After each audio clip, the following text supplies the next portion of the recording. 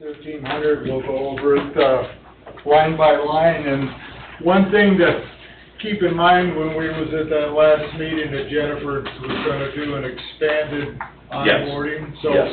we'll kind of work this into that. Yeah, I was just waiting for her to give me the data that she wanted in it, so then I would, after we do our thing tonight, I'll add that, and then we can re-meet again on it again. So that way it's in there. You okay with that, Norm? I've went over I've been a nice day to do reading today. I kind of, and this is just my opinion, I think that if we do one at a time and just like a think tank, we'll just throw out what we think. Okay.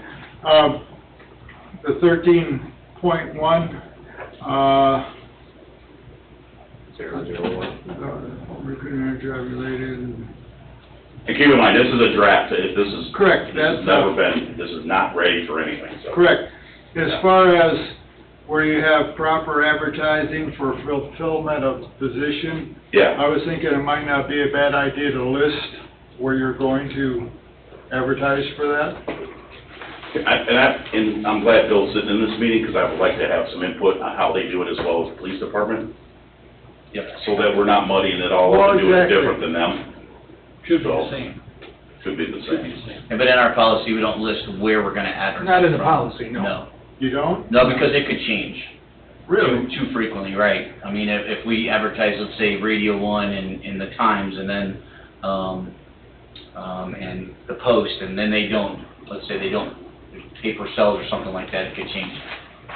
So, yeah, it's always different. We have a media outlet group, and we just, because it's always constantly changing. Oh, really? Yeah. Okay, well, that's... So if we put it in writing, if you're committed. Right. Yeah. Right. That's what I kind of work. We just say we have to advertise it, and we'll advertise it. And then when you move further down the policy to 1300.3, it says use marketing strategies to target diverse applicant pools. So again, we're being flexible. We're going to market it. We got to market it elsewhere, but if the particular newspaper or radio station doesn't have to be listed here. We also use the State Fire Marshal's blog. We also now are part of another program that reaches out to military people that are on the list that do this, that are paramedic firefighters. So they have a site that they have that they can watch. We advertise on there, and they can watch for job openings. So Great. I do have a question on that 1300.1 here, where you said this policy supplements the rules that govern employment. Okay, so this policy is separate from the rules. This supplements the rules. yes. What are the rules? Where are those rules? Basic employment rules at the town of Cedar Lake says you have to have like the vetting process. Will those rules be incorporated in this policy in any way? I wasn't planning. This is supplementing the rules, and I don't know what the rules are. I need to know where where to look for. I guess we can, yeah. That would be double dipping it, though, right? Because they have to follow the policy of the town anyways. Right. Well, The should there be a town's link policy. here so I can look it up? You know, What we do is when we have something like that, we reference it to the town's policy number. Yeah. okay. Something that we could follow up with. Are you okay with that? Yes, as long as I can find the rules where I can. Yeah, okay. Yeah.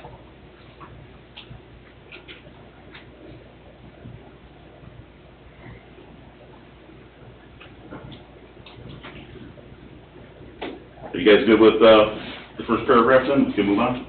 Yes, yeah, that answer, yeah, that's good.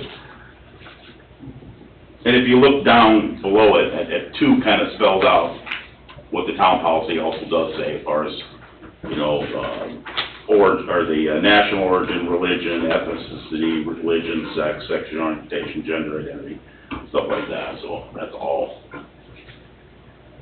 in there as well.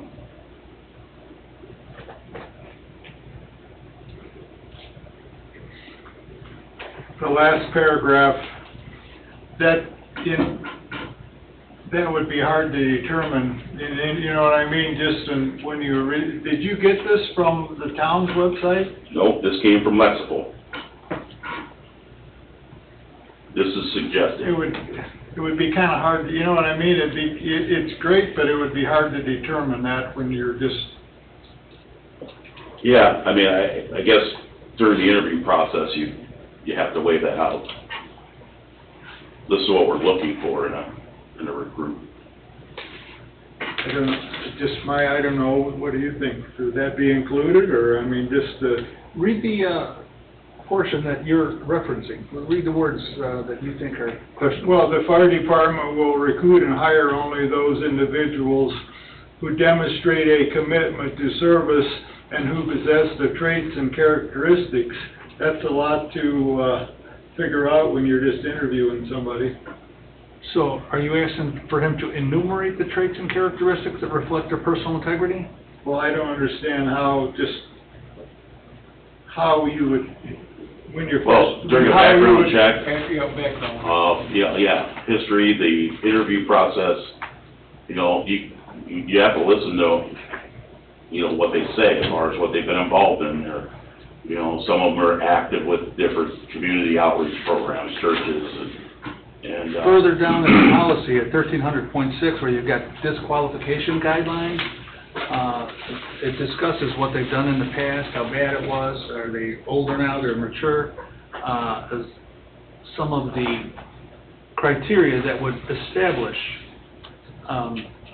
integrity and ethical standards. So it's listed here what they're going to consider to establish that these guys are of high quality, high integrity. Chief, you guys do an internal interview process too, like PD does? yeah, our chiefs, myself, chief monitor, and the battalion chiefs, depending on which one's on duty, we do the very first interviews with them. That's where you kind of get And then it's with you guys. information based on their past, where they used to work. Yeah. You might get some good stuff, you might get some nasty stuff. Yeah. I have a question on 1300.3 in letter E, where it says employer referral and recruitment incentive programs. What incentive programs do you offer? We don't, Okay. not right now. Okay. But I just would like to leave it in there because a lot of departments are offering incentives now. And I'd hate to have to add it later when we could utilize it. I mean, if you look at this application, or this advertisement for hiring that I just put on here, or just give you guys, and this is a rough draft as well.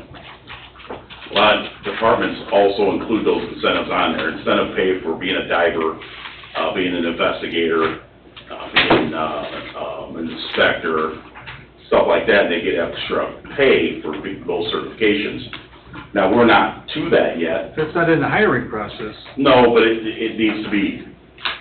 It's on the hiring process, but it helps advertise the hiring process, basically, yeah. Okay, so, are you looking at, We want to notify them if those are available as we interview them to be hired. okay, but as far as the hiring process, a recruitment incentive program, are you looking at like advantages for someone with a military background? Is Yes. that what this, you would Yes. give them a step up over the regular? Well, they have to, actually. Yes, we have to by law. Okay. We have to give a point advantage for government work. They get a distinct point advantage. If, for instance, in ours, we have, the only thing that we have a score on is our actual written exam. So if they pass the written exam, they get a bump up in score based on what they did, whether it was active military. I have to look at the policy again, but they get a bump up in their score then.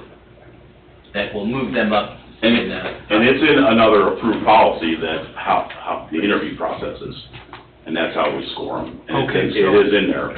And if, so they're coming from a different department, a lateral transfer, you're hiring them here, would that be an incentive program? It is. You give them a bump as well, Well, over someone else? Yeah, they get an advantage, yeah. Okay. I think that's been around for years. Long time, yeah. I'm just trying to identify what this means, incentive program. If that's the Well, I've incentive already seen program. a guy who was down 6 or 8, and with military went right up to the top. Yeah, And and that's possible. If the scores are close, and you can move right up. Okay, so that's what this means. That's what that means, yes, sir. Okay. Dave, in our policy, if they are active military or former military, they get an additional 10 points. If they have associate's degree, they get an additional 2. bachelor's degree, additional 4, and master's degree or higher, additional 6 points. So if they are military and have a master's degree, they get additional 16 points. Excellent, okay. If they're an And attorney. it's the flexible policy. It's like, basically spelled it out the same way, a little bit different than you. but it's So it's got the a same military background and education and experience, you're saying, other Yes. department experience. Okay. And, I mean, I would like to spell those out, but right now, we can't pay for those. So, in order for us to spell those out in incentives, like being a diver, if you're a diver, you get 2,000 added to your salary, whatever, that has to be put in a budget. So that has to be vetted at a different time, so. I have turned all that into the, clerk treasurer, to the town manager, and to our, Corby, what do we call it, the, Financial board, advisor? Financial advisor.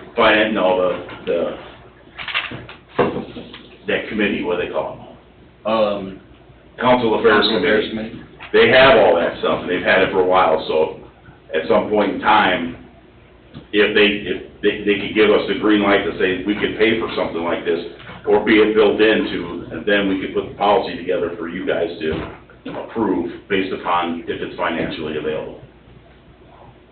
I think that would be a good thing for us. That's a way to get good people, but to keep them.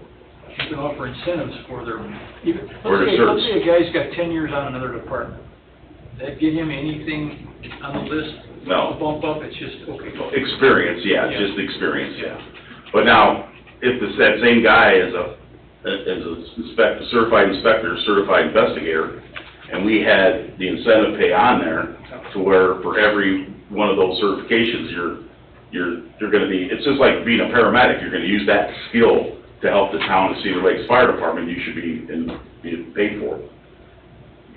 And there'd be a list of those, it wouldn't be, you walk in with any certification. And we're not reinventing the wheel here. Everybody's doing it. A lot of departments do it, yeah. The police departments are doing it now too. I've approached it, just like Todd did, I've approached them about giving incentive pay for, because there's too many certifications you can have, so we've tried to narrow it down, but the funds aren't there, so it's not, we can't even bring it up yet, so.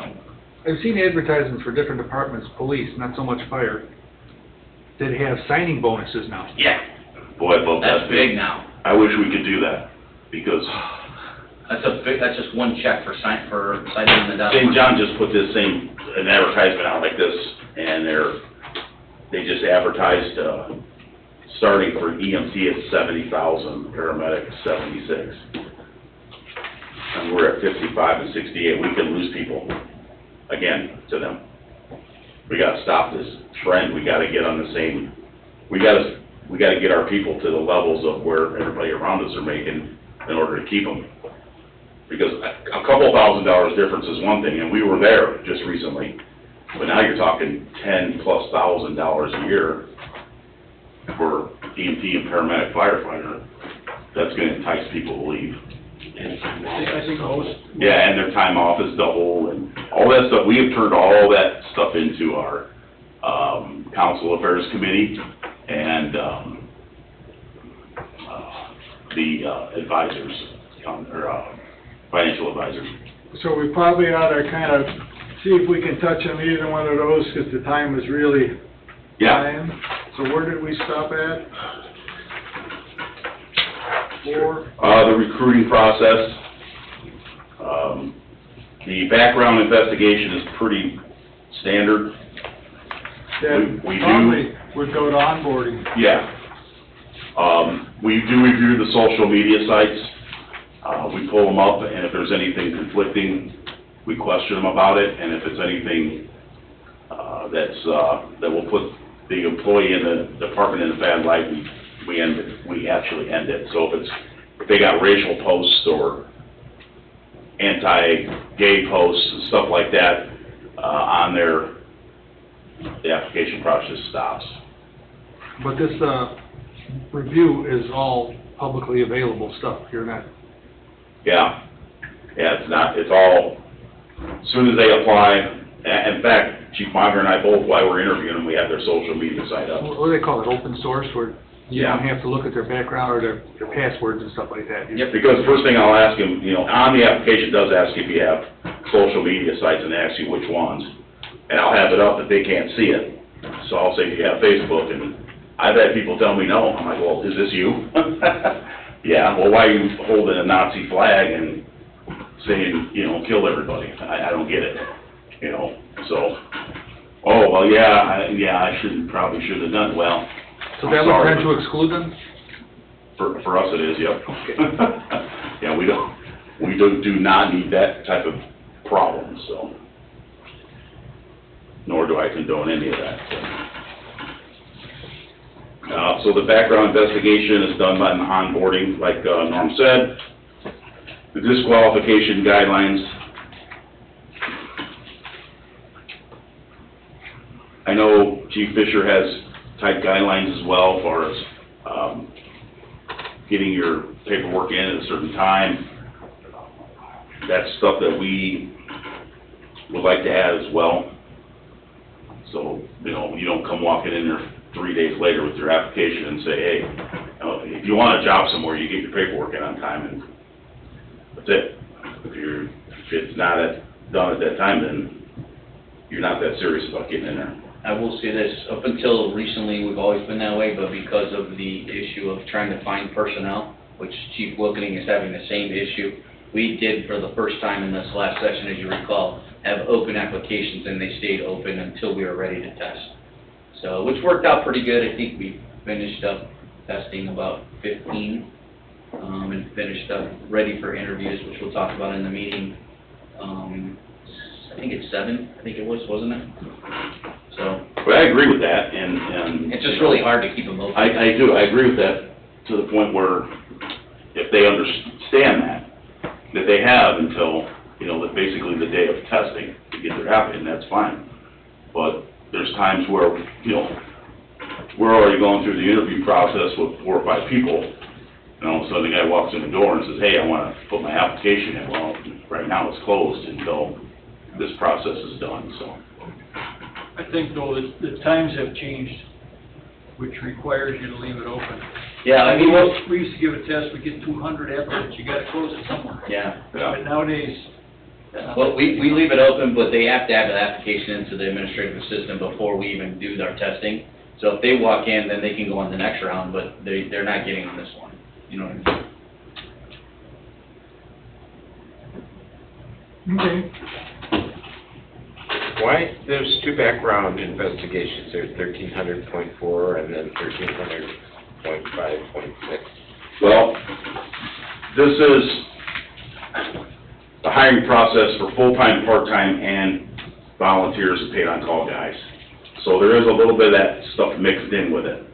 That's where I gotta try to separate that and pull some of that out. We gotta kinda see what Jennifer's coming up with. Yeah, and that's gonna be important where she's gotta you know, do. yeah, we had a meeting with the Council Affairs Committee. It's basically the Council Affairs Committee and Commissioner Stick and Caper in reference to purchase of a new ambulance. And during our conversation, we did discuss the hiring process and having basically working on this onboarding process and streamlining everything through her office and to where it's in writing, in a policy form, so that, you know, it's been in the past, we've done it 3 different ways, and it needs to be narrowed down to one way. Before there was a commission, before we reported to you, it went through the chiefs, and then it went right to the council for hire. And typically, we were always under an emergency hire mode. Always, because we were hiring people because we lost people. So we had to fill a hole. Now we're to the point where, you know, and we had a list, we had a few people on it. We only have 1 left on the list, but he's an EMT, so this is gonna streamline that. It's gonna help the clerk treasurer's office, payroll department, and everybody, so that everybody's on the same page on not only we were always pretty much on the same page on a full-time person, but when it came to part-time and volunteers, the onboarding process was different. So we're trying to streamline that as well. So she has some ideas, she's gonna put some stuff together for us, and then, you know, I'm not asking for any of this to be approved tonight, because this is just a work in progress. Work session. Yeah. Your background, the police department does that? No, Margot does it. Really? They're developing like a comprehensive, the clerk treasurers, because they do so much of that anymore. We've never done them. Did you guys do them in South Allen, the police department? We Didn't? Did they do them in Chicago for fire? What's that? The backgrounds for the fire department? Yes. Your investigators did? I'm pretty sure our detective division does all that stuff. Oh, so any employee of the city for the city? No, for police and fire. No, we never have, and I only have one investigator, so. The ability to. God hires too much. Not kidding. Like to settle down. So is that all right, Charlie? So,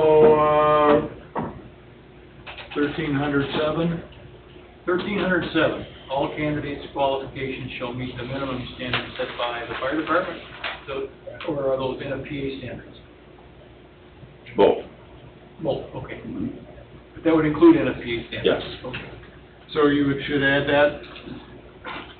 It's in there. Well, I see CPAT on here.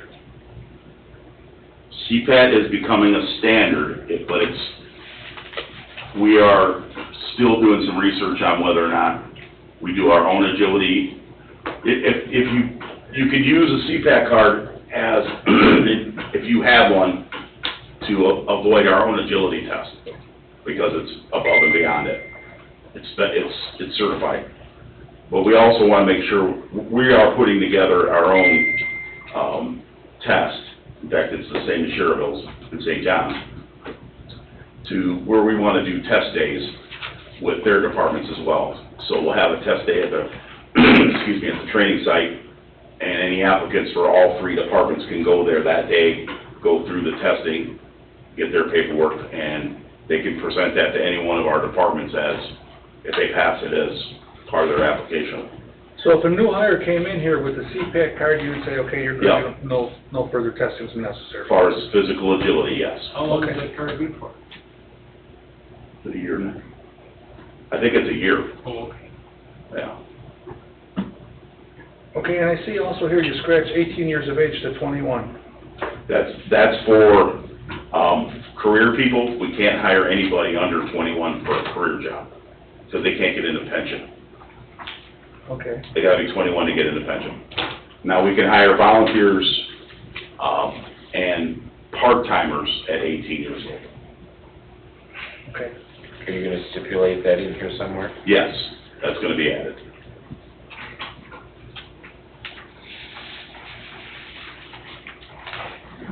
Okay,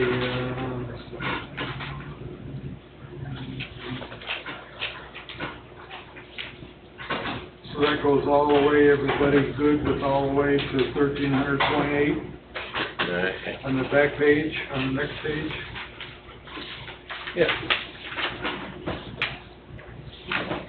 So when your examination is by a licensed medical doctor, is that, Where you at, Charlie? Page 4? one, Page 1? 13.7.1, the second page, Oh, the first, before candidate shall be selected as a firefighter. yes. They have to go for Is that our a physical. Is that our doctor or any doctor or? No, First doctor. it's the first doctor for full-time. It's our, doctor for part-time and, volunteers. So What does about it, a lateral? The lateral does not need a physical, because they Does that come from need a to department state that that? required one. Huh? does it need to state it in here that it's the perp doctor? I think that's It has gonna to be, be, it's for the 77 pension fund. I think that's gonna be included on onboarding, don't you suppose? This section through here, would be on the onboarding process?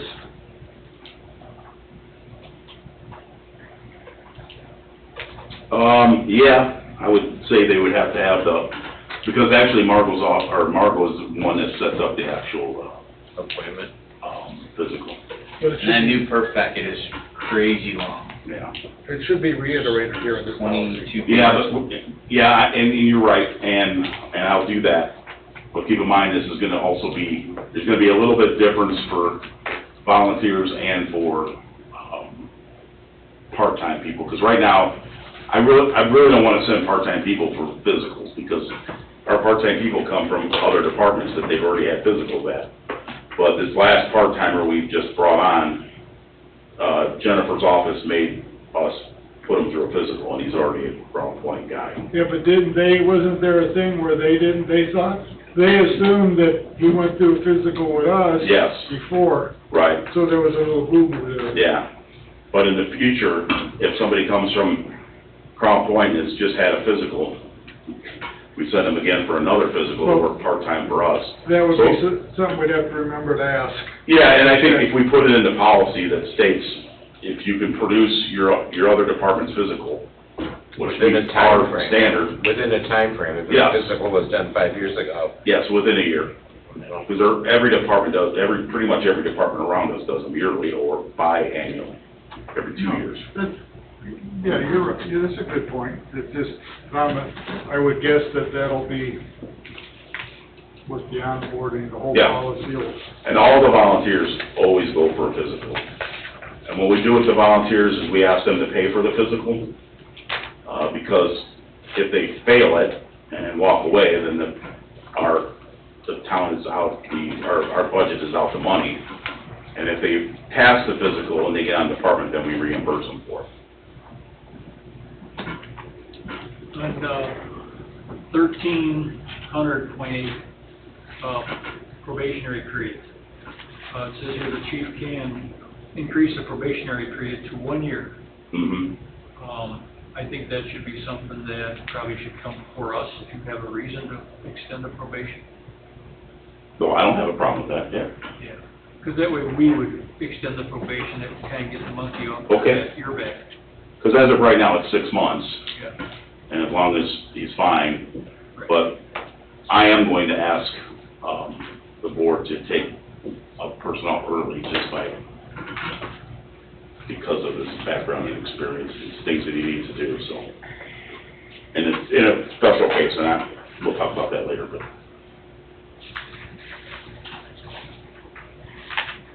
Does everybody, I'm good with that. If we want to be extended, does that happen to you, Phil? If you extend your probation, who extends it? Their probation on the department? Yeah. No, because our probationary period is like year-long after the hire, so I've never had to extend a probation. It would be a disciplinary issue if I had to, and I'd have to bring it from you guys anyway. Right. Yeah. Okay. Just so they're. It would be the same so they're situation. consistent. Yeah. If you've got a problem with a guy and you want to extend his probation, come to us, give us a reason, we'll approve that, we'll back you up on that. Yeah, Very good. I probably would have to do the same thing, because it'd be discipline related. Okay. As long as it's consistent Yeah. between our departments, Yeah. that'd be good. And Okay. then Very down to where it says all list created would be good for 1 year, that's too long. It ties our hands. Think so? Yeah, because what happens if we like to interview and get somebody that's a lot better than the one we got? Well, you're always going to get somebody better. That's what I mean, it ties our hands. But, And nowadays, let's face it, that's a wish list. We're not gonna have a list. yeah, you never know. I just feel I myself a year like is it, too I like long. it. Are we being recorded? Yes. Okay, then I won't say what I was just gonna say. Where I came from, the state law was 2 years. Wow. 2. And that was a list posted in the city hall. Well, That list expired, you had to have a new list to put up, whether you were hiring or not. That'll be something we'll never see for a while. Well, Not yeah. in Indiana. but then we'll have to do another agility test and do all that stuff to get them off. A year is too long, in my opinion.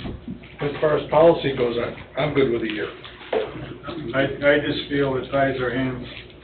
That's pretty standard, It is, the year is. Yeah, I know standard. it is, but it's just, I'm thinking in the times we are now, but like I said, it's a wish list. Well, If we had people, we're not gonna have people. Well, but so keep in mind, Norm, we hire well, first of all, we have like 5 groups of people we hire in the fire department. We hire full-time people, either a full-time firefighter, either a full-time firefighter, EMT, or we hire a full-time firefighter, paramedic, or we hire a part-time EMT firefighter, or we hire a part-time paramedic firefighter, or we hire a volunteer, which we call pay on call. So there's 5 different groups of people that we hire. So if we advertise, right now our list only includes EMTs because we didn't get paramedics. So there's definitely gonna be more than one type of list. There's gonna be a firefighter EMT and a firefighter paramedic full-time hiring list, depending on what we need or what we can actually use or what we have to use. So let's just say we lost a paramedic firefighter and we have only an EMT firefighter on the list. Well, he wouldn't qualify for that because he's not a paramedic. So we would advertise. Now, if the department was in a position to be able to hire him, if we didn't get a paramedic, that's when I would ask to fall back to that list and say, let's hire the next EMT and put him in the paramedic school. Currently, that's what we're doing with 2 guys. Yeah, in that scenario, I agree with that. Yeah, so. That's fine, I mean, everybody else likes it, I'm cool with it. It's good for a year, and you've hired, let's say you've got 6 guys on the list, you're gonna call, chances are that number 2 or 3 guys already got a job, so you go down. Yeah, they're gonna be If gone. there's nobody else on the list, then we have to give them a Correct. test. But if that list is good for a year, I think that's an incentive for somebody to stick around and wait for their name to come up. That's fine. Okay, I'm with that. so you guys are okay with the year then? Yeah. And then And down, if it needs to be, okay, I'm sorry, yeah. okay, and down to 1300-11. In keeping with what I'm familiar with, was working with our police department, the chief committee, it should be like interviewing committee, something that would be headed up by Nick. Who's on the committee? That would be the interviewing committee, It's right? myself, Nick, and the 2 battalion chiefs. So 4 chiefs. That's, but instead of you being in charge of it, it should be like Nick. So on mine, for the police personnel board, my deputy chief runs it, and then they put a letter together and draft it to me Okay. with their list. Well, to stay consistent with the police, we can do the same.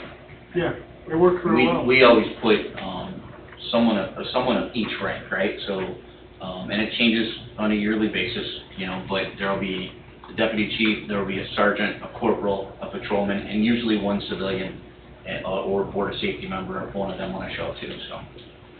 And it can be listed just like that, you don't have to specify a name, just a position. Yes, That's on yes. the If you have those rank people. We don't.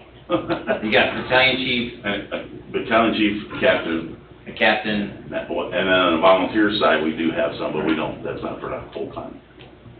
So we have battalion chiefs and a captain. or maybe We a actually have, paramedic EMT or we have something. lieutenant positions, but they're not filled, so. Well, you'll come up with something, but Yeah, The idea is to have a committee. It's kind of Yeah. great to mix We it can do that. up a little, you know, we will do that, yeah. because it works well with the. We did it so it gives the department, like, the ability to have their feedback into the department, does that make sense? So basically what we'll do is we'll have, I'll put a paramedic firefighter, a paramedic EMT, and then the chiefs, and that'll be the committee. And then Chief Monk will be in charge of it, and then the interview process.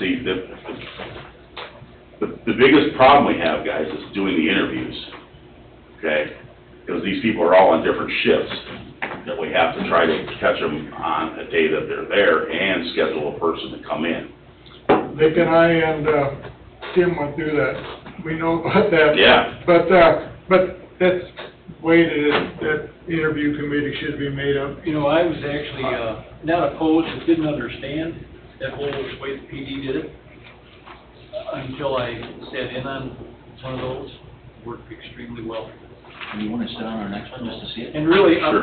my job then at that hearing, at that But interview, before, I didn't interview I didn't say anything, I didn't interview, I observed. you guys interview them And took before you notes. bring them to them. That's correct. And I learned a We lot. get it down For there. our interview, I learned a lot. Because the way we did it last time was, it was our chiefs committee, and then it was the chiefs committee with the board. Yeah, no, With we- the safety members. That was only to help that one guy out. They Yeah, couldn't come. well, the volunteers too, there was a handful of them, that's how we did it. Yeah, we did that on that one thing, just to move Okay. it along, but we'd rather, Okay, so you don't need to be involved in the actual committee, the on-station committee. Once they get past that group, then they go to the board of safety committee. Well, they wanted to be involved from the beginning, so we always ask them, which I will at this meeting, if they want to send one representative to Okay. that personnel board. We call it the police personnel board. Okay, it kind of And I gives think you, you've been there, Norm's been there, right? Charlie's usually busy working, and Dave, have you been to one yet? Not yet. Not yet? they got one coming up. Tuesday. I think I'll go to that one. You wanna do it? Not the one at 7 AM, but. How did that end up being so early? Because we got a lot of people to interview. And we run 24/7, man. Do it 11 at night. really, you gotta feed them.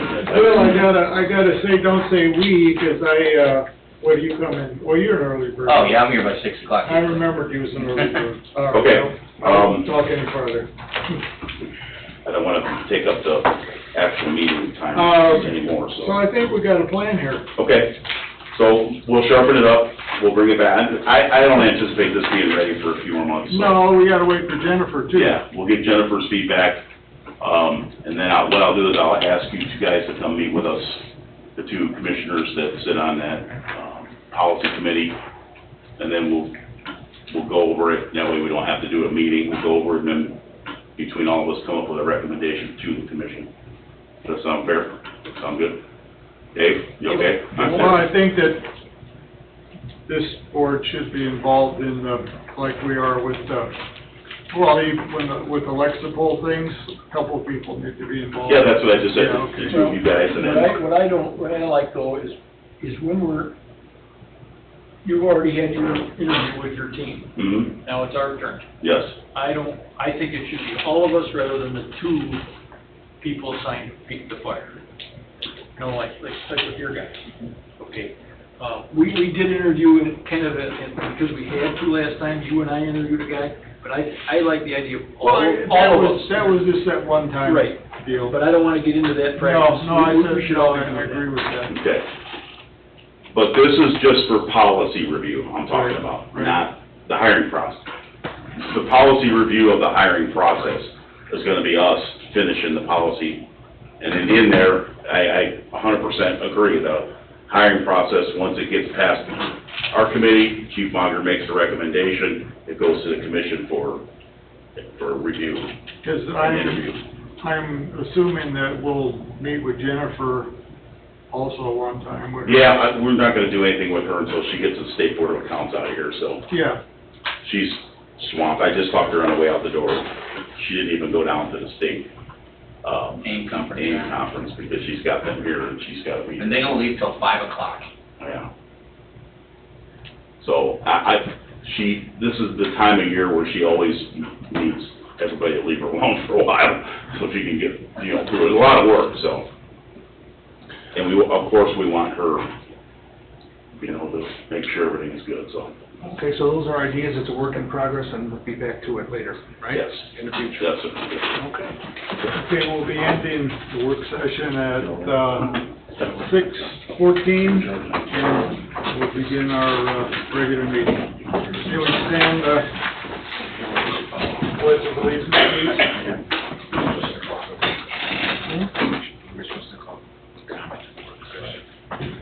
I pledge allegiance to the flag of the United States of America and to the republic for which it stands, one nation, under God, indivisible, with liberty and justice for all.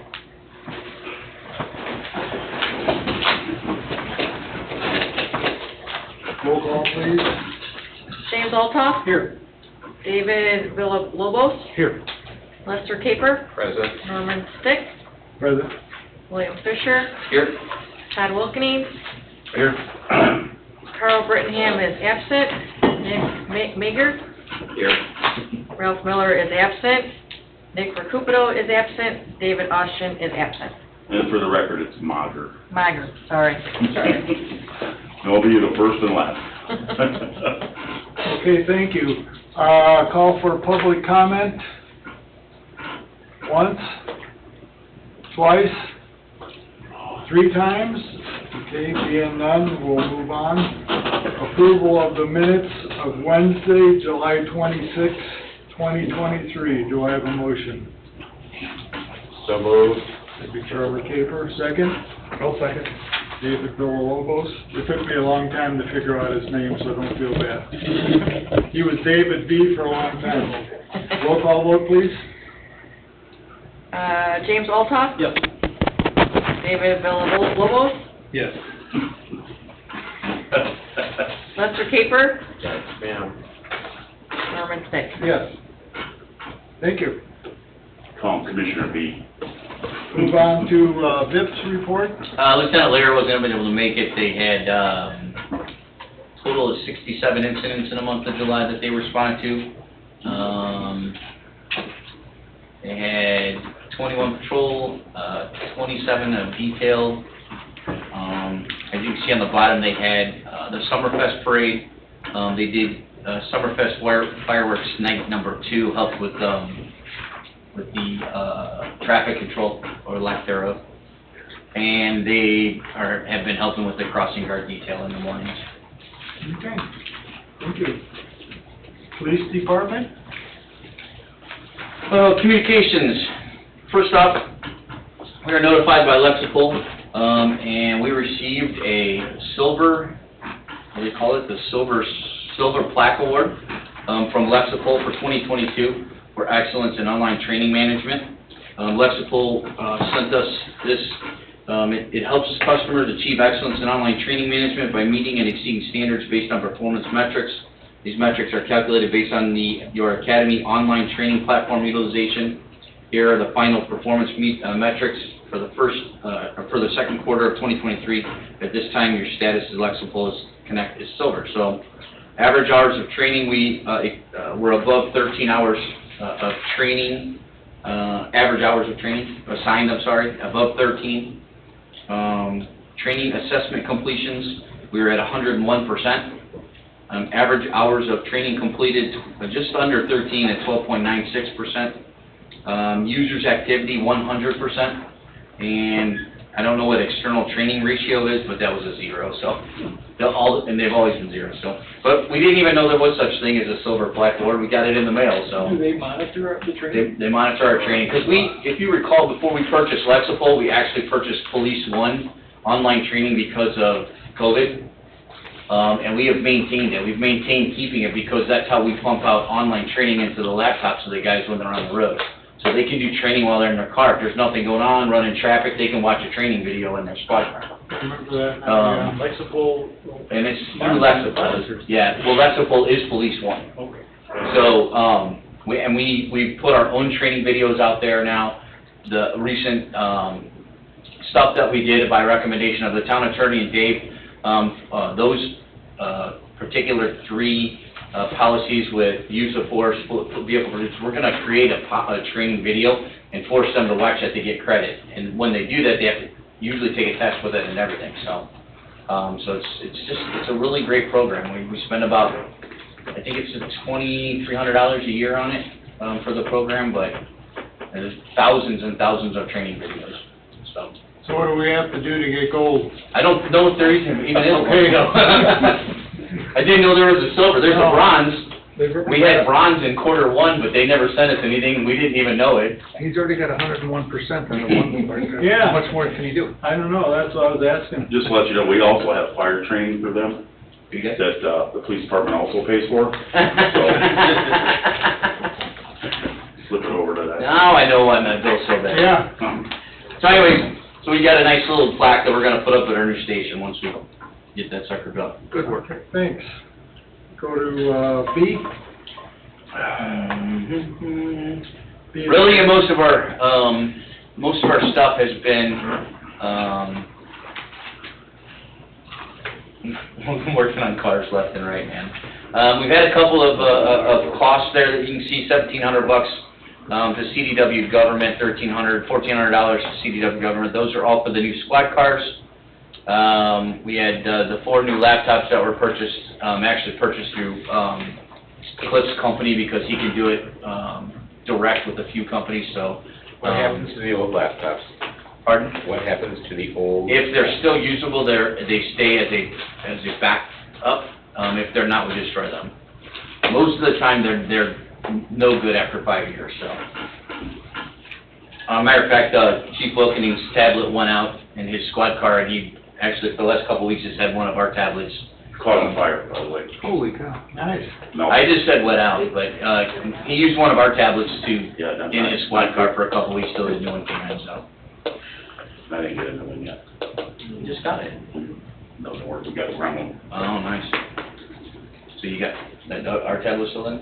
No, I had to take one out of the fire truck, we screwed up another one. I heard My you. truck's got a bad electrical problem, so. Anyways, keep going. But I'm gonna keep it for 4 or 5 more years. So, you can see that's what we're at. We're at 58%, which is good for the month of July, you know. July 1st, it should be at 58%, so the end of July, we're at 58% of my total budget usage. Or if the bottom total expenditure is 56%, so I'm pretty happy with that. We applied for a grant through NIPSCO. We wanted to, originally we were going to utilize it originally our thought process was to help us with the new Too Good for Drugs program, but we had not gotten anything from the school whether we were going to do it, and we didn't want to lose the chance. We only had a couple of days left. So we applied for a grant from NIPSCO for our firearms program and to teach firearms program to the public, like firearms safety course. And we were awarded $5,000 from NIPSCO. That's great. Yeah, we just got notification today, actually, believe it or not. And So where will you do that? 50% of it's going to go to our firearms program, and then the other 50% is going to be what we're going to teach it, and hopefully do it in the new training center that we built between our 2 places, but it just depends on when our building gets done. It's not till next year, so. So you're gonna have a classroom or a range? No, it will be a firearms safety talk. We're not gonna take them down to the range. We don't have a range, Okay. nor could we take them to the low range because it's for law enforcement only, so. Okay. But we're pretty excited that we got the grant. And Corporal Presti from the police department that is gonna teach the class on firearms safety, so.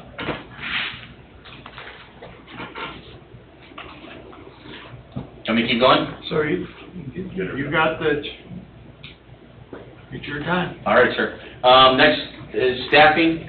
Obviously, you already know that Officer Enyart's out from FTO. He's on his own. Officer Stolars is doing very well in the academy. Matter of fact, she texted me last week and said that she had won some kind of not an award, but an attaboy for her PT times had increased, I think, the most over the entire class. This is the largest class they've ever had. They started with 55 recruits. I think they're still in the 50s. I think they're still at 53. On average, they lose, I want to say it's around 7% dropout rate, which is not too bad for a 50 person. So she's doing really, really good. I'm pretty proud of her. So she finishes up in November. So we got interviews coming up for an eligibility list. That's taking place on 8/29, starts at 7 a.m. to noon. I know the email was sent out to you guys. I know Mr. Villalobos originally said he wasn't available because it starts at 7 a.m.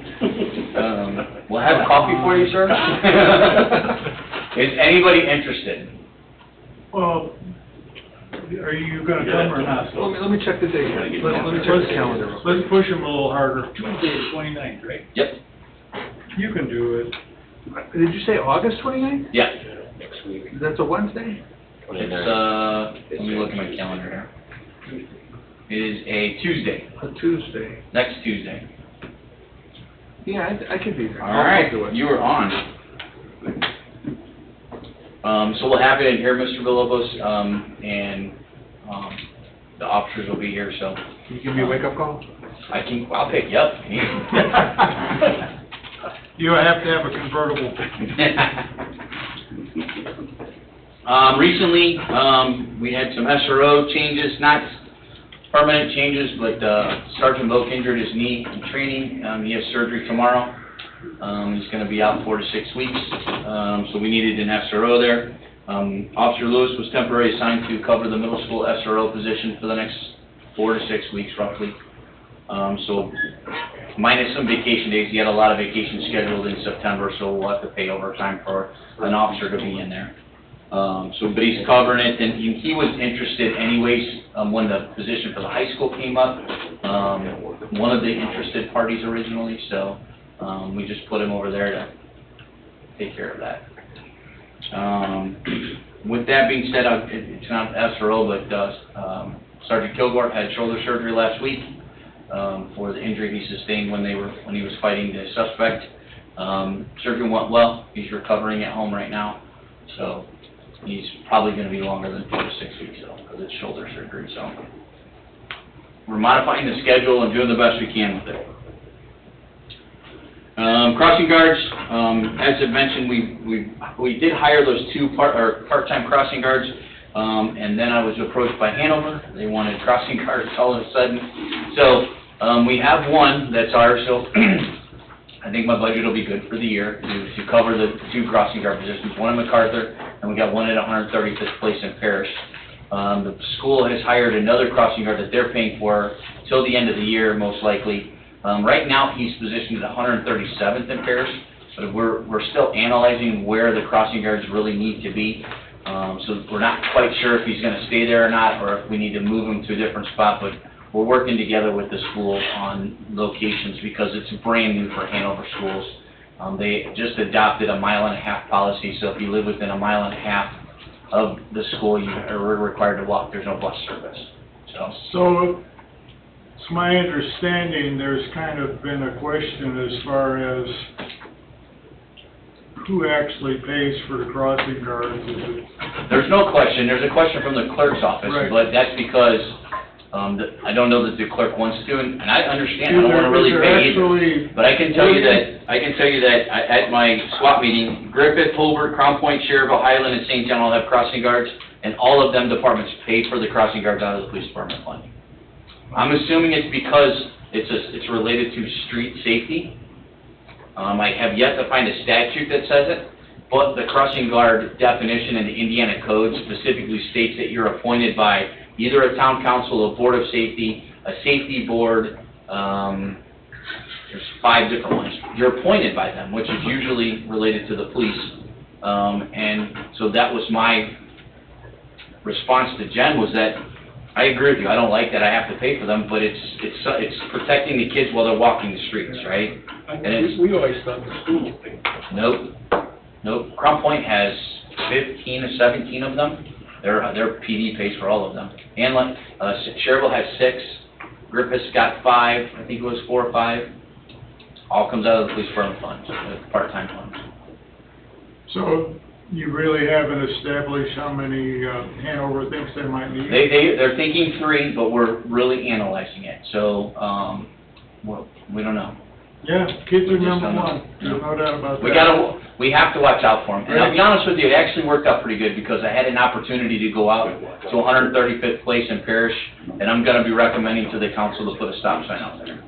Although it was a crossing guard, Barb in the council in the audience here, she lives on the corner right there, and she had reached out to me about it, and we were concerned about traffic backup at the school location. But when we saw how fast cars were driving by, even with the uniformed officer standing out there, I said, nah, we need to change crossing that. guard, So, cut in here. Yeah, cars, there's no such thing as slow, I don't think no. anymore. Well, they're frustrated because they're stopped at 137th and there's so much traffic right Yeah. now You would be the crossing. that they're frustrated. And there's gotta be a lot of kids coming out of there. Not yet. No? I think a lot of parents are bringing their kids to school right now. Oh, Yeah, they are. okay. So I got a question then. You said they want 3, They started up with wanting 3, yes. and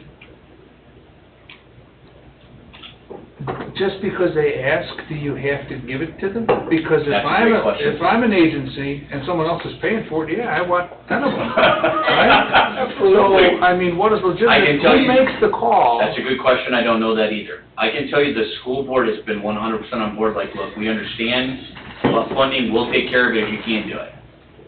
But it's gonna come down to us eventually taking care of it. I don't know how it's determined, I guess it would be by looking at where kids have to or need to cross, right? At some point where we would have to have a crossing guard. But I don't know how it's determined. I can reach out to Crown Point, I'm pretty close to those officers in the administration there, to find out how they determined where crossing guards are needed. The problem will be, is that most of the guys on the PD, crossing guards were already there before they started. So I don't know if they were ever established, new ones were established. I think we'd have a lot of, as far as your police department, as far as where the most volume of kids are, and that's gonna change, every year. Well, you got Centennial, and you got, Rose Garden, and you got all those places that are, I mean, they're within a mile, Rose Garden's within a mile and a half of the school, of the high school. Lakeside. Now, Lakeside's gonna be another one. no, that's on the side, that's Crown Point. I know, but they're gonna need one. No, that's Crown Point schools, this is the policy over here. Well, I understand that, as it grows, there's gonna be more. Yeah, but they'll have bus service over there because of 133rd. Oh. Crown Point only does it for the kids over here. Okay. So right now, it seems like it's by agreement. They're not imposing this on you at this point. They're asking for them. Okay. Yeah, I was at the meeting with Bill Eichen, and they was, And honestly, Dave, it's really because it's brand new. We really don't know. We may not need 3. We may only need 2 at 2 specific locations. One of the issues that they're running into right now is the railroad tracks on 141st Avenue, because those kids were well within the mile and a half, but they can't cross the railroad tracks. There's no sidewalk there. So eventually, there's going to be a sidewalk, and the superintendent will want a crossing guard there to make sure that they're getting across the tracks, not trying to go around the gates that are, if they go down. I just want to know if they have the authority to impose a mandate on the police department. That would be a question for our attorney who's not here today. I don't know. Okay. To be honest with you, I don't know where it says we have to pay for it in statute. I've looked, I've researched tremendously, I can't find anything. I can find the definition and how they are appointed, but I don't know. Okay. They're imposing liability upon you. Yeah, I don't know. If you say no, it's like, No.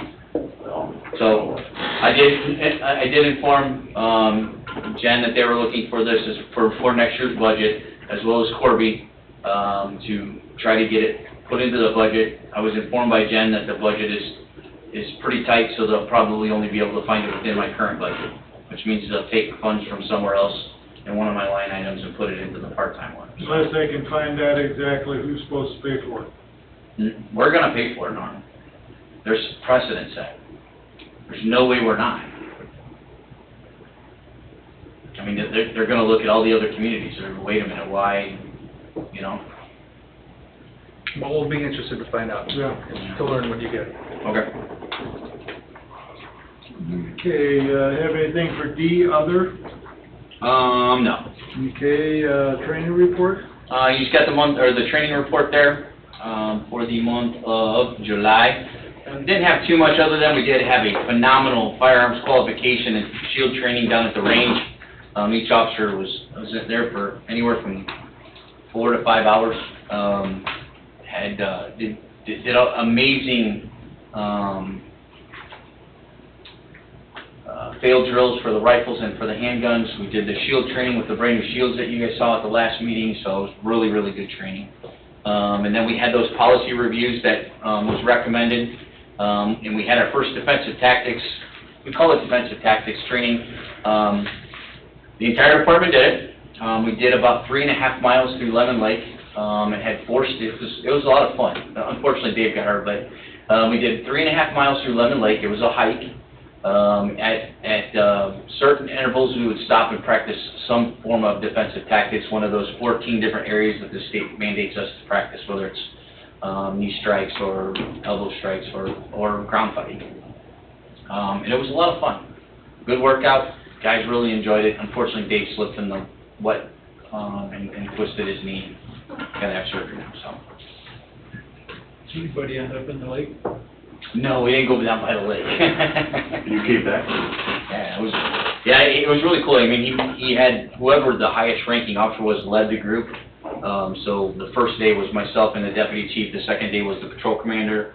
So we split it up so nobody was, you know, so that the roads were still covered. It was on their off days. We paid them overtime for it. Your guys didn't bury any leaves out there and leave it? No. They don't dislike me that much yet. So it was really good. They don't dislike you at all. Okay, is that all for your training? Yeah, that's all for the training. Number 7? Obviously you can see the mass amounts of repairs we've had to do on vehicles recently, but I got notification from PDS, our new squad cars are there. They're waiting on those new light bars that we ordered. Code 3 has said how they'll be there next week, and then Code 3 says, no, they'll be there next week, and Code 3 said, so they're a little back ordered. I talked to Eric yesterday, and they're supposed to be in by the first week of September. Dills' car is completed with the exception of that rear light bar. So what they're going to do is do the entire car and run the wiring to the back and just roll it up and leave it there, and then push it out and do another car so that when the light bar comes in, all they got to do is install that light bar and send it out and get it. So then, how does it look as far as equipping the other cars? How's you gonna be able to do it? Which ones? The new ones, I can't tell you, Norm, until we get closer to the end of our budget. Only because of the amount of stuff I've had to spend on repairs. I mean, our repair line item was $20,000 forever. Last year, we asked them to up it to $30,000 because we knew we had some aging vehicles, and we're like 4,000 away, I think it is. I thought it was 1,800. No, we added 7 more thousand to it as well. What's that mark, please? There it is. We are at, which one?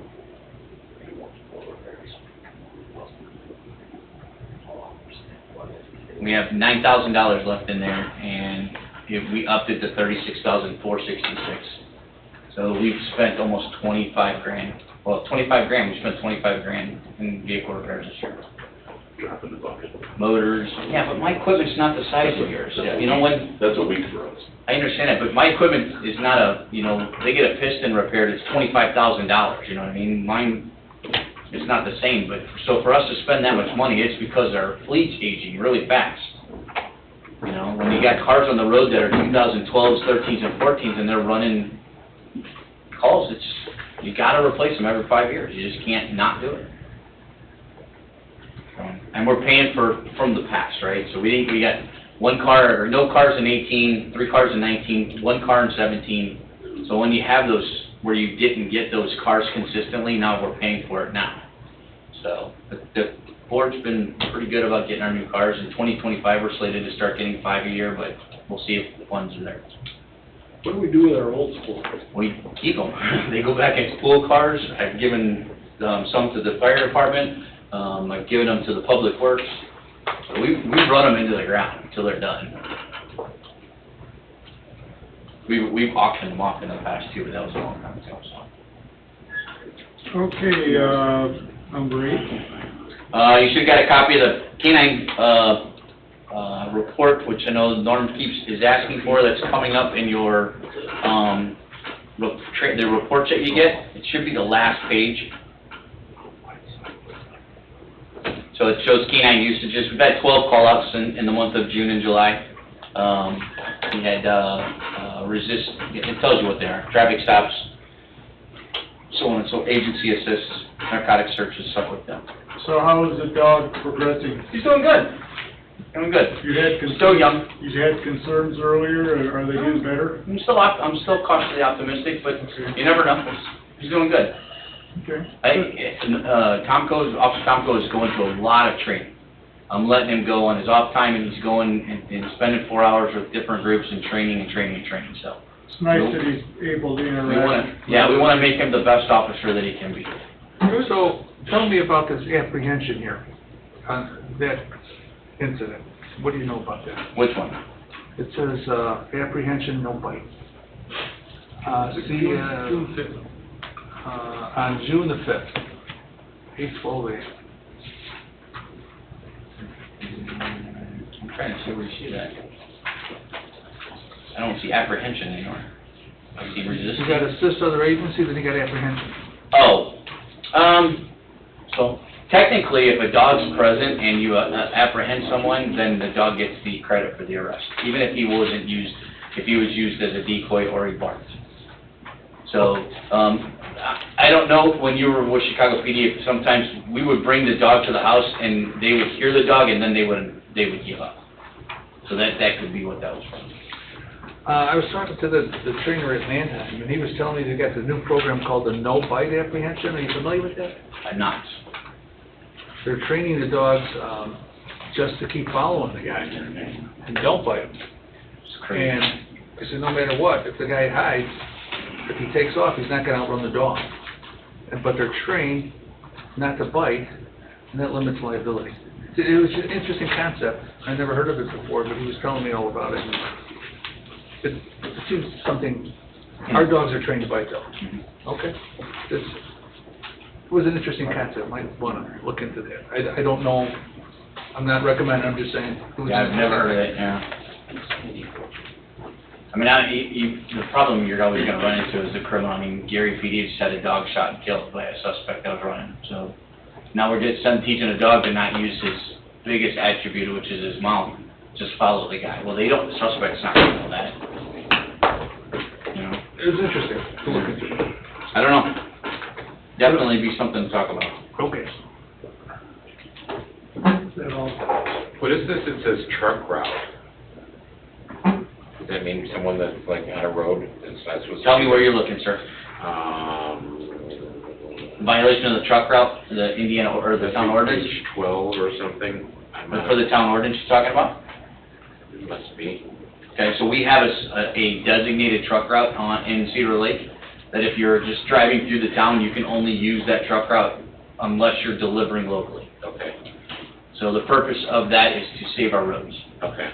Well, I was just confused because then it goes down to weed nuisance, and I thought, well, how did we, Pardon? Well, in the same box, it goes to weed nuisance. Because it's all under town ordinance. Okay, got it. Well, the truck routes are ordinance? It's ordinance, yeah, Okay. correct. That's a great thing, because like you said, there's Yeah. trucks around here is terrible. Yep. We get calls from them all the time too, asking what our truck route is. They'll call the station. Okay, are you finished with number 8? Yes, sir. Okay, move on to number 9, please. Everybody should have got a copy of the new Lexipol Policy 1101. That is for our, let me get to mine here real quick. Performance evaluations. We had an opportunity to go through them with the review board. Well, I think one couldn't make that, the last one, but Dave was there with us. There were some good updates in there. Some things we didn't know about. I'm going to start off with this. It's my recommendation, and I know that there's other varying opinions, but on 1101.5, evaluation frequency, our current policy stipulates that we have to do an evaluation every 6 months. I find that to be too often, way too often. I did reach out to other departments. All the other departments in the area that do evaluations do them annually. Of the officers, and the biggest issue, or the biggest reason is we're still evaluating on a quarterly basis anyways because of the things that they're doing. So we're looking at their numbers, having discussion with them, but we're not doing a big, drawn-out annual evaluation. We did find when we were doing this also that one of the requirements in our in that policy was that we have to have a signed-off discriminatory harassment form.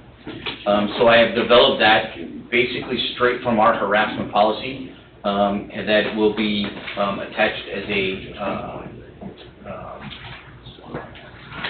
I'm trying to think of the word, it's going to be attached to their evaluation, so they will be required to read the harassment policy in front of the supervisor, with the supervisor, make sure all their questions are answered, and then they will be required to sign it. That will stay with that to show that they have received our harassment policy and have reviewed it. So we're doubling up on everything anyways. I mean, they're already required to do it by our Lexipol policy. They have to read it and click accept. Now we're doing it in front of them to show them that they have to read it, and now they sign off on it. So, but That was the other thing that we found out that we're attaching to our performance evaluations, which is that harassment policy that we're signing off. But it's my recommendation that we go to annually versus twice a year. It's a very time-consuming thing, so when we do it, we sit down with them and talk to them, and I think it should be done. I know there's varying opinions, and I'll let you have the floor, sir. So, you had, you're still, like, it's not nothing, and at the end of the year, they get evaluated. They're being constantly evaluated every so... They're getting their numbers and what they're looking at every quarter from the patrol commander that goes right to their SWAT sergeant, and they are talked to. If they're doing a good job, we give them, hey, you're doing a very good job, we like where your number's at, you're maintaining, you have this many cases, this many arrests, are doing good, we talked to the supervisor, they aren't getting any kickbacks, the reports are sounding great, but it doesn't go into as much detail as a performance evaluation, which is what we do annually. Is that done on a computer, the evaluation, the quarterly evaluation, or is it a paper trail? It's done, we print the numbers and stuff out and have a discussion with them. And is that put into their file, or no? No. The discussion that you had with them, whether it's good or bad, is that documented somewhere and thrown in the file? No. But it's impossible to do that much documentation.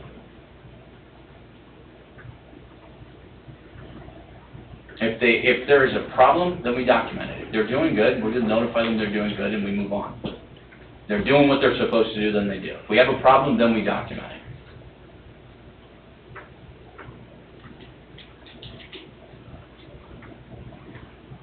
Well, I want to defer to you, but the reason for the twice-a-year evaluation documents to anybody looking in that there is proper supervision of our officers. No one can say that we're condoning anything. We're reviewing them on a regular basis, on a twice-a-year basis, and they're very well supervised and controlled. That's why I think it's important. That's my thoughts. I think twice a year protects the town and the department for any problems that may arise.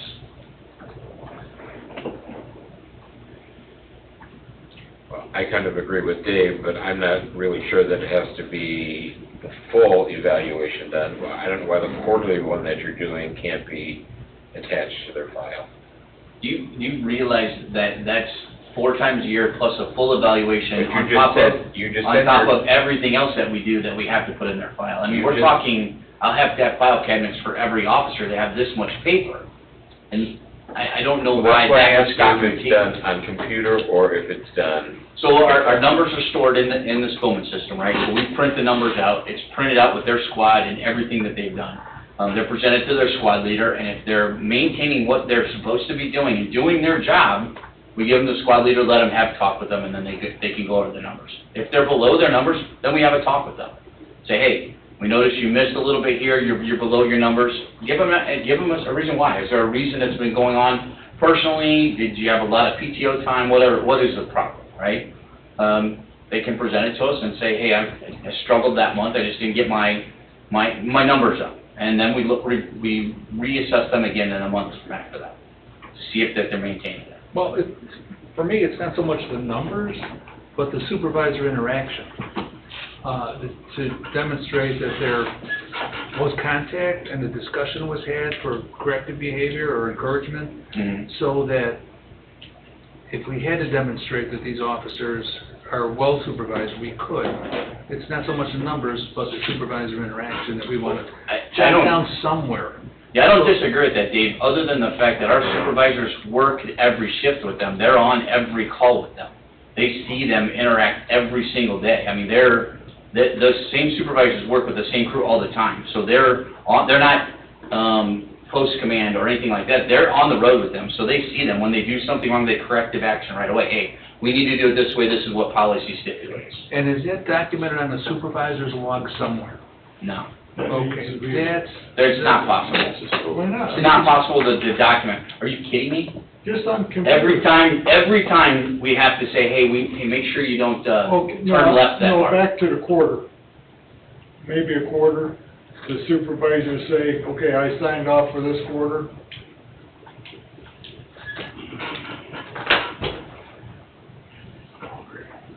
It's up to you guys, but Well, I disagree no. completely. I can't, So- they are already doing so many evaluating So do you things, not- and the amount of paperwork they're already doing is astronomical, and it's only getting worse. And now we're asking them to do more evaluations, and more evaluations, and more evaluations, and they're monitoring it on a daily, monthly, and quarterly nobody basis knows that. anyways.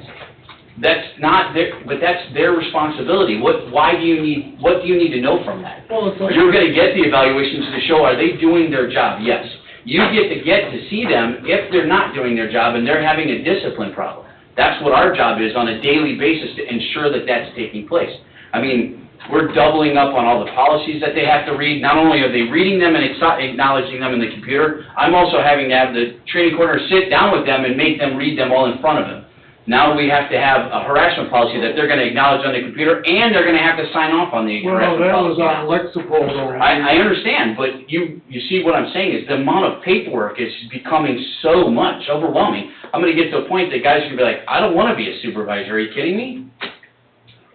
You're gonna pay me that, pardon my language, that little amount to do all of this paperwork? I understand that there's some we have to do to protect the town, and I understand what Dave's saying. I'm not arguing against it, but that's an astronomical amount of paperwork. We are monitoring it every single month. We watch their numbers to see that they're doing their job.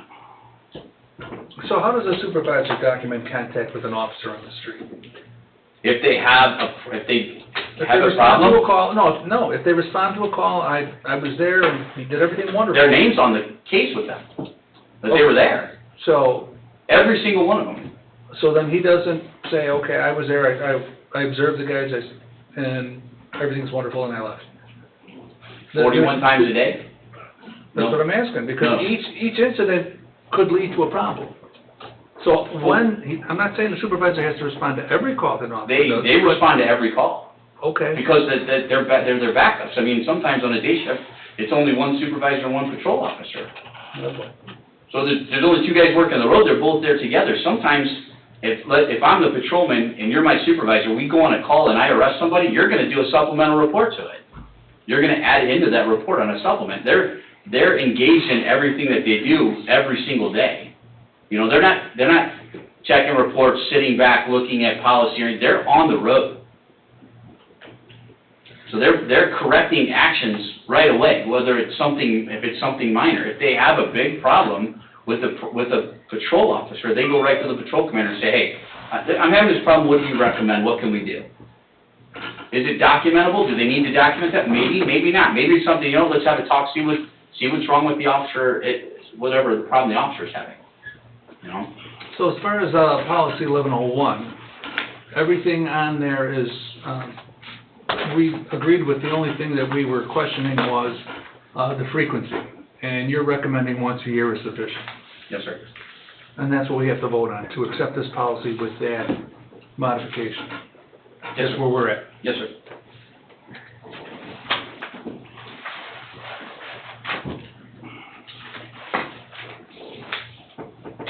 So, boss, I think we need a motion to adopt the Lexipol performance evaluation policy. So moved. Do we have a motion? I will, in deference to the chief, I will make a motion, we adopt the policy. Changes, 1101. Without the policy as recorded? Once a year. That's the only major change that we were debating. Everything else was acceptable. So you go along with once a year? I'm gonna defer to the chief, at this point, yes. We can revisit it in the future if it doesn't work. Good point. I'll second that. David Villalobos and Jim Altough, second. I don't even have a copy of it. I'm sorry. You did. I don't have it up here, I have 2 of 1,300. Well, you get to vote twice on 1,300.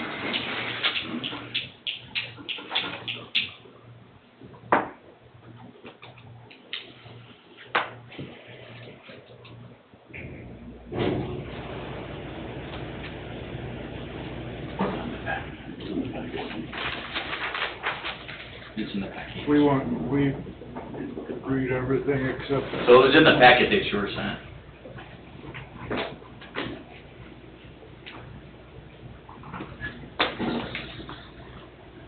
was it, when I was there, I was with everything except that last. Thank you.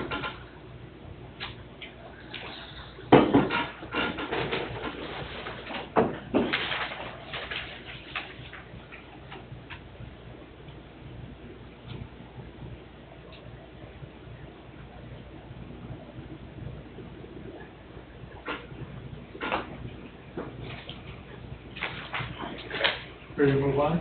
Yep. Roll call vote, please. James Altough, Yes. David Villalobos, Yes. Lester Caper, Yes? Norman Stick. Yes. So move. Thank you. One more vote that we need to do, so we finally got notification from the school. They have expected us to teach the Geminis program, Too Good for Drugs, which was pretty awesome. Finally got it. So we'll be teaching that in the next semester. So you understand, Too Good for Drugs program is nearly identical to the DARE program. The difference is that it is modifiable. They will look at local trends, and they will be able to update that class to help if we're having something locally that's having issues. It's all monitored and paid for through the Geminis program. There is no cost to us. We don't have to raise the funds like we used to have to buy all the equipment and training and the stuff. It's all paid for by them. And they will probably pay us to teach it as well. Okay. So we will get some kind of funding. I don't know what the total is, but it's pretty nice. So it got approved by the school board, so I just need your approval for me to sign on the MOU to start the program. Motion to accept Geminis MOUs program. I'll make the motion. Second? Second. Roll call vote, please. James Altough, Yes. David Villalobos, Yes. Lester Caper, Yes, ma'am. Norman Stick. Yes. Thank you very much. Thank you. And that's it. I was gonna say you're out of numbers. Okay, we'll move on to the fire department, number 11, communications. I got a picture of that. Communications, we have no written communications at this point in time. The only thing I would like to communicate to you is I did attend a wake for, and funeral for Fire Chief Bill Timmer from Highland, who died unexpectedly, and was actually, we think he died in the line of duty, Well, like I said, which was Saturday. He was a very good friend of mine, and our department was well represented there.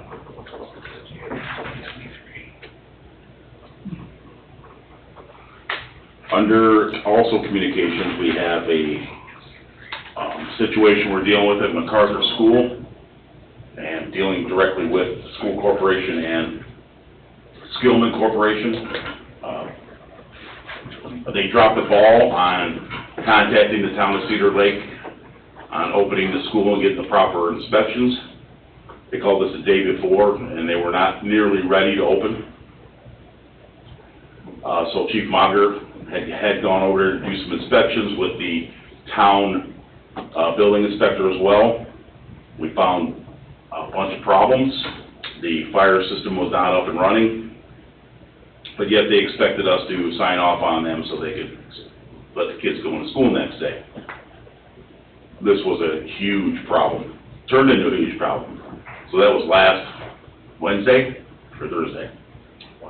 Last Wednesday, we have had to put a fire watch in that school ever since, because they don't have an active fire alarm system, nor do they have the water to supply a sprinkler system. So in a discussion in our meeting the other day with the town manager, the clerk treasurer, which everybody was out of town, we made a decision to put one of our firefighters in the school to protect our kids and allow the kids to go to school. And I'm going to let Chief Munger finish this conversation because he dealt directly with the school. And also, we will be sending a bill, which we're trying to figure out how to do that, because the clerk treasurer wasn't happy about it, for Skillman and the school corporation to reimburse the town for our firefighters' time. So I'll let Chief Mager explain to you how it actually came down that day.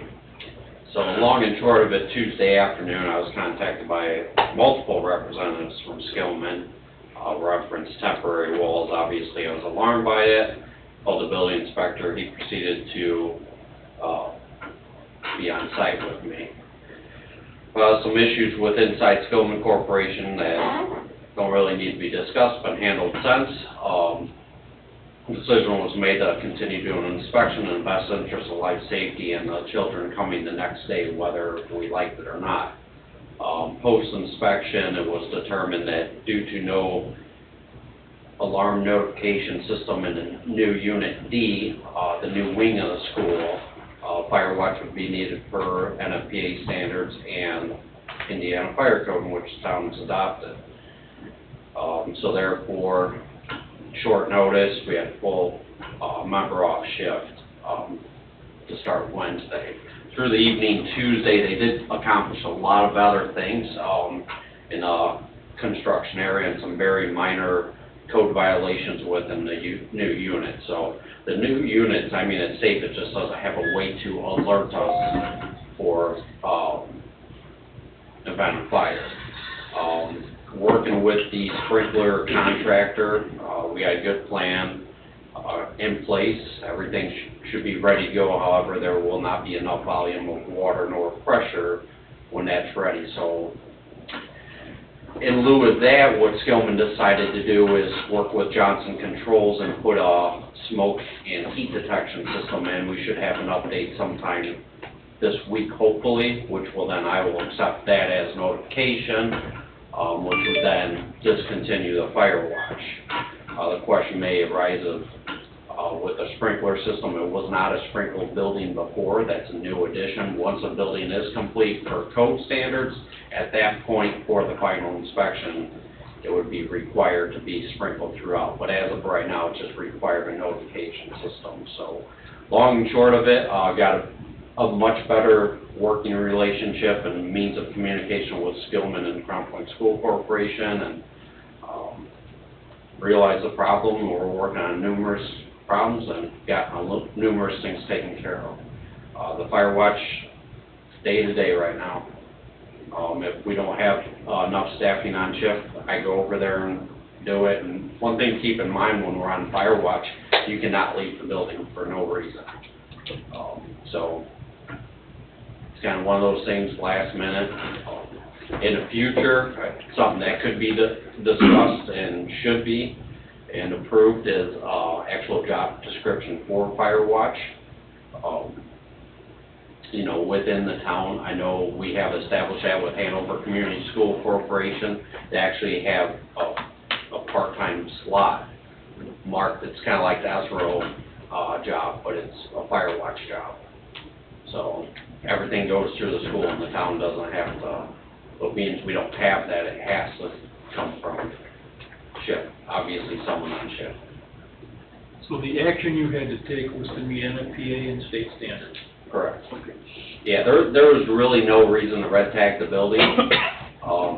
Yeah, that's a major issue, but one of our responsibilities per state law actually is fire watch. So you can't expect, well, we can't do the fire watch, so we're just gonna not let you open. Some people were not happy that we did it. Yeah. I mean, it's one of our job requirements, basically. If someone needs a fire watch, we have to provide it. And it's in we have a legislative policy for it. And how long do you think you're going to have to maintain this fire watch? What do you anticipate? I'm hoping to have an answer talking to the Vice President of Skillman and the guy underneath him. They're really working hard with Johnson Controls. Johnson Controls basically designs smoke and heat detector systems, and would tie it all into a current existing current system that's there. Talking with electrician contractor on site, Sergeant Electric, they also said it'd be a real simple thing. They could get it taken care of, and then they just have to reprogram the fire alarm panel. How long? A week? A month? Like, They're not giving me any answers. Really, we're at the mercy of engineers currently, because obviously it's a school and they want to make sure everything's perfect before they say, yeah, this is our plan to move forward. Well, as Yes, far- this is in our budget. As far as the cost goes, what's the running total that it's costing the fire department to maintain this fire watch? Whatever the. So far, weight- what's it at now? 10 Oh. days of men? No, it's 15? only been, it's been less than a week, so we haven't figured it yet. But there will be, that will be figured and sent to Skillman. Skillman took 100% responsibility for it. There is we've had a discussion with her, she wasn't happy about the PO system, but we had to make a decision. You know, the town manager was out of town, he was in Florida with a funeral. The State Board of Accounts was here, we had to make a decision as based upon policy, fire code, and we could have red tagged the building and said the school's not opening until then.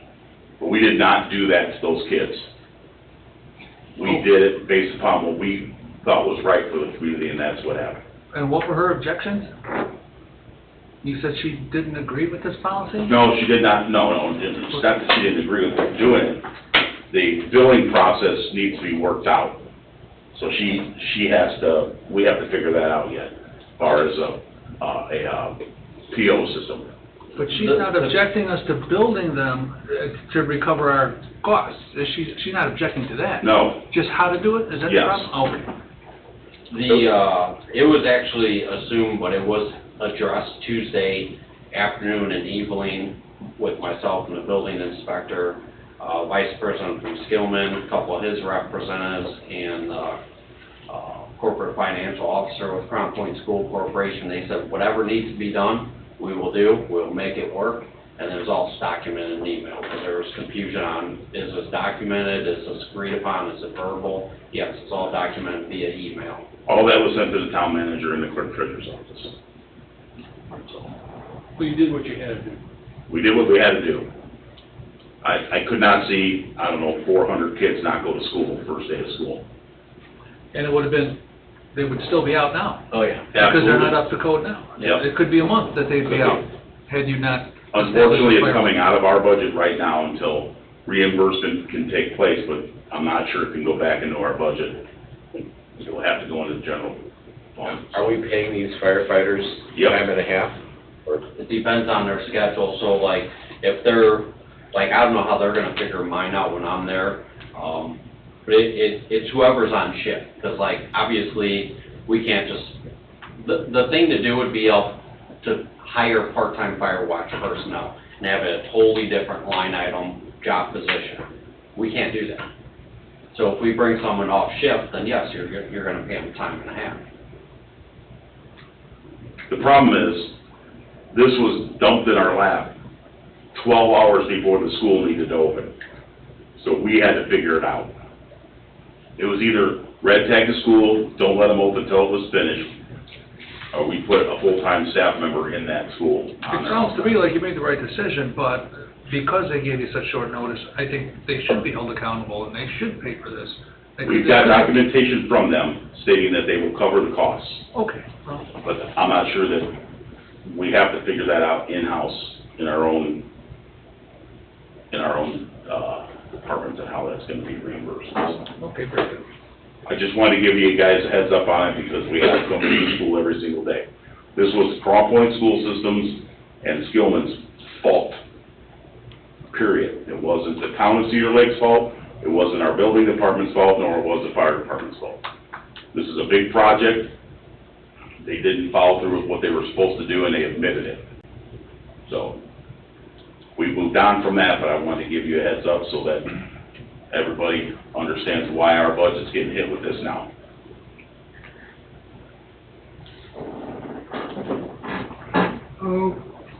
Okay, number 12.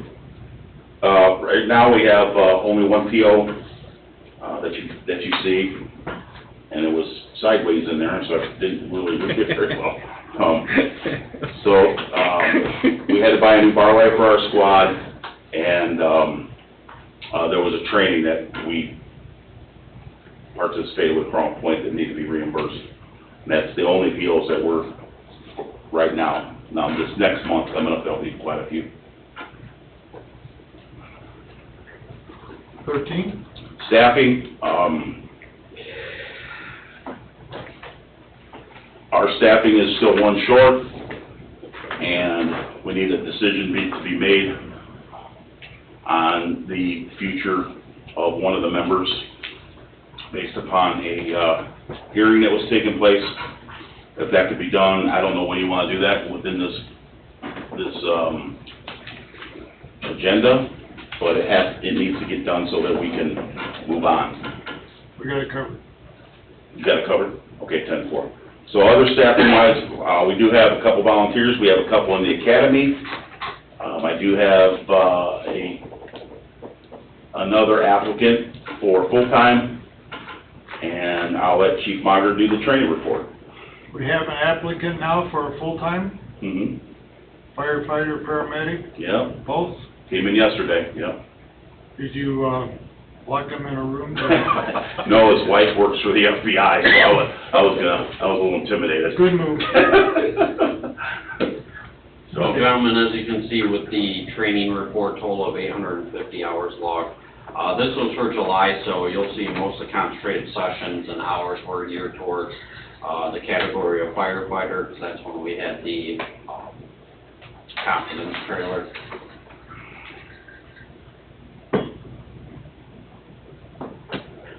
And that would conclude 13? Yes. Okay, go to 14, please. As far as equipment's concerned, our line item is getting pretty low as far as equipment repairs. We haven't purchased anything new other than some scuba stuff that we needed to replace. Yeah, that's it right now. Okay, number 15. The monthly activity report you have in front of you. As you can see, there was 184 calls for the month of, let me put my glasses back on, July. And we're currently at 1,100 as of halfway through the year, so that should put us at over 2,000 calls for the year, if the trend stays the way it is. One thing to keep in mind, also take a look at, is the actual overlapping incidents. I mention this every month, but those percentages keep going up. At 38% of the time when we're on one call, we get another. Tell me about this one here. 6 incidents went down at the same time? Yep. What was that? 4th of July. Oh, okay. That makes sense. But we're going like this, Well, all directions. That was a busy night, not only what a busy night is, from one end of the district to the other. Of course. We were all the way out 101st and State Line, so all the way down to 145th in Morris on calls. No rhyme or rhythm to it, just spread out. Okay, that finish number 15? Yes, sir. Okay, anything on 16, electrical? Just the policy that I brought before you for right now. We will be looking at a few more updates here pretty soon. We're collecting a few of them. I don't want to waste your time with one or two, so we'll get a good handful of them and get you guys back in and do a review. So basically, on your policy, we'll just table it. Yeah, it's a work in progress, yeah. Okay, good. Okay, is that finish number 16 then? That finishes it, yep. Okay, for other, we're gonna have to... do you really want them? Let me turn my phone off. So, Just to confirm, you want to power off this device? yes. Yes, damn it. Okay, number 17, or it would be under other, we're gonna have to amend the agenda, and I'd like a motion. You need to amend the agenda for the purpose of Chief Ted Wilkening versus Brad Beagle. Do I have a second to that? I'll second, amend the motion, the agenda. Roll call vote, please. James Altough, I will abstain from voting on that. due to the fact that I did not attend 3 out of the 4 hearings. And it was advised by the attorney. That was the reason. Under the advisement of the attorney. Yes. David Villalobos? Yes. Lester Caper? Yes. Norman Stick? Yes. The next order of business this evening is the discipline of firefighter paramedic Brad Beagle. On or about May 19, 2023, the Board of Safety received a request for dismissal of firefighter Brad Beagle from Chief Todd Wilkening on the basis that firefighter paramedic Brad Beagle had an incapacity that prevented him from fulfilling his position duties as a firefighter paramedic. That same day, the Board of Safety issued its notice of charges, requested for dismissal and right to a hearing to Brad Beagle. On May 22nd, 2023, Brad Beagle requested a hearing on the proposed discipline in accordance with Indiana Code 36-8-3-4. And the Board of Safety set this matter for a hearing on June 19th, 2023. At said June 19th, 2023 hearing, the parties stipulated on the record to continue the hearing. This matter was then reset for a hearing on August 14th, 2023. At said hearing, evidence was presented and arguments were heard, and the Board of Safety took this matter under advisement. The Board of Safety, after hearing the evidence, now finds that Brad Beagle cannot fulfill his position duties as a firefighter paramedic in the town of Cedar Lake as a result of incapacity, and accordingly now finds that firefighter paramedic Brad Beagle's employment with the town of Cedar Lake Fire Department should be terminated as recommended by Fire Chief Todd Wilkening pursuant to the findings of that fact. Do I have a motion to that effect and to approve the finding of fact? So moved. Second? I'll second. Roll call vote? James Altoff? I'll have to abstain from voting again. David Villalobos? Yes. Lester Caper? Yes, ma'am. Norman Stick? Yes. Okay, we'll move on to 18 other. I got something under other. You got something else under other? Mhm. Okay, go ahead. Are you completely done then? That was done. Okay. I'm asking permission to do an emergency hire and, to advertise for that. Okay, 1 second. What emergency hire, regular hire, what do you accomplish, what do you think that you'll accomplish under emergency hire, under regular hire? To where we advertise and, But you just make it shorter is all what it right, is. that's what emergency hire is. So we kinda gotta do what we was talking about earlier. We've got an applicant, so that kinda helps that. Yeah, it doesn't circumvent the interviewing process by no means. No, it's just the length, the emergency is just a shorter amount of time. We'll advertise for 2 weeks and then, the proper advertisement. I think we're Collect gonna have, applicants, and we'll start the interview process with the Board of Commission. we'll have to amend the agenda again. So, As I understand, the emergency hire would be replacing somebody that has just left. Right. but And you it's just got to terminated. do with the amount of, Todd and I and the town attorney went over that Right. pretty, so it's just the amount of time in which we are, Way in that. we're replacing somebody, so. All right, I'll make a motion to amend the agenda for the purpose of firefighter, paramedic, emergency hire. Second? I'll second the motion. Yeah. Can I add something to that motion, if you guys wouldn't mind? We are gonna advertise for a paramedic, but if we cannot get a paramedic, I would like authorization to hire a firefighter EMT, which would be the next one on our list. So moved. Thank you. We're all out of sync. I didn't call. Oh, well, he wants to amend the Well, agenda. Amend the motion. Amend the Okay, motion. you amended, okay. Yeah, So did you. yep, we did, now you have to have roll call vote. Okay, good. Is the recorder all, you got that all? Thank you. Roll call vote? James Altough? Yes. David Villalobos? Yes. Lester Caper? Yes, ma'am. Norman Stick? Yes. Oh, okay. Thank you. We'll advertise for. No, they Well, got that's- Oh, I'm sorry, I'm That was sorry. just the agenda. Oh, sorry. Getting ahead of myself. Sorry about that.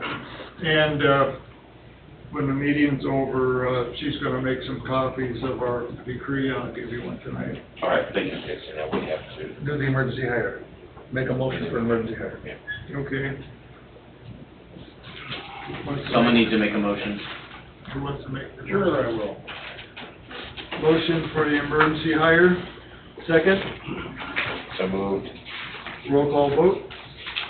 James Altough? Yes. David Villalobos? Yes. Lester Caper? Yes, ma'am. Norman Stick? Yes. Now are we done? All right, thank Thank you. Okay, I'll get the David advertisement Austin is not here, so, that'll take care of, let me see. 18 and 19.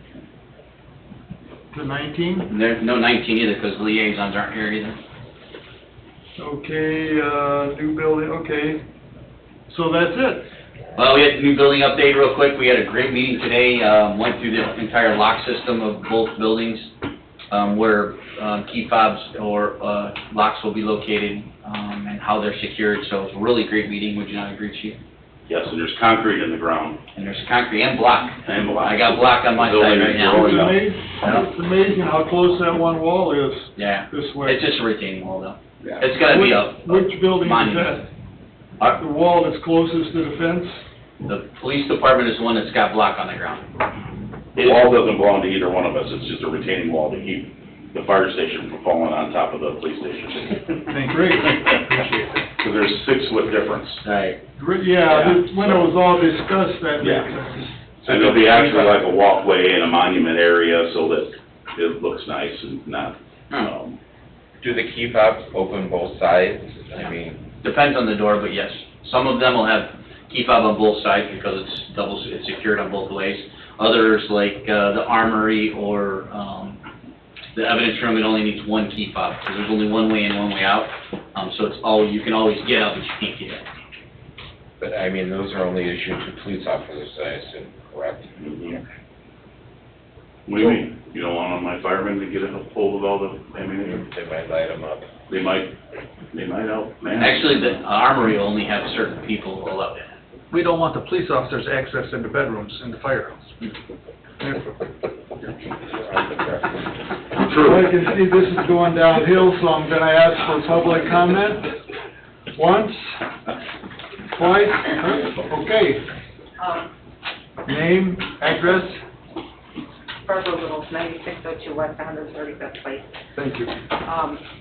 Again, wrong board, kind of, but with the crossing guard, kind of had an idea, and I don't think I'm going to make the town meeting, so I'm just going to throw it out in front of everybody since we've touched on that subject anyway.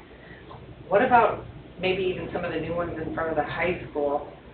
They have a traffic light. Or Yeah. or even by my house, you know I prefer the stop sign. You saw what happened the other day. The truck got run over 300 times. Those little flashing lights they have, where the pedestrians are walking, they can hit the light and it lights up red, and it's like a... Not a bad idea, and it's actually being discussed, but it's a money issue with the Yeah, I town. just figured like with paying for somebody to be out there. We still have to have them, it Yeah. won't matter, yeah. Oh, okay. Yeah, we still have to have Okay. someone there crossing them, yeah. But we're not saying that No, that's all right. the lighted Yeah. sign's not an awesome idea too. Yeah. I think we just need to put stop signs up, so I'm gonna propose it to the Yeah, council at the next meeting. definitely by my house there, Yeah.